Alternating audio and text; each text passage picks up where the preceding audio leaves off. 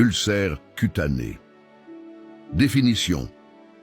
Les ulcères cutanés sont des plaies chroniques secondaires à une insuffisance vasculaire. Ce sont des plaies qui ne cicatrisent pas depuis plus d'1 mois, sauf en cas de récidive. On distingue 3 types selon l'étiologie. Insuffisance veineuse ou artérielle. Veineux, environ 50% des cas. Artérielle, environ 15% des cas.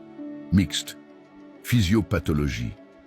Les ulcères cutanés sont généralement des complications d'une maladie vasculaire préexistante, une insuffisance veineuse ou artérielle, ulcère veineux, stase veineuse engendrant une augmentation de la pression veineuse, œdème et inflammation favorisant la formation d'ulcères, ulcères artériels, diminution du flux sanguin privant la peau d'oxygène et de nutriments, nécrose des tissus et formation d'ulcères.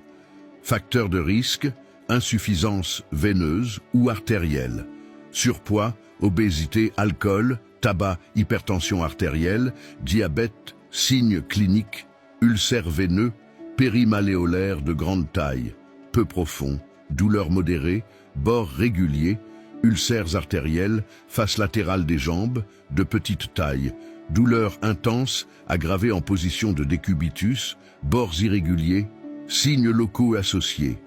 Insuffisance veineuse, dermite ocre, atrophie blanche, œdème, varices, artérite, disparition des poux, froideur de la peau, douleur de décubitus, douleur à la marche, examen complémentaire, échodople veineuse et artérielle, index de pression systolique, radiographie du membre inférieur.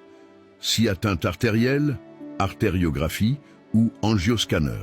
Complications, eczéma de contact, récidive.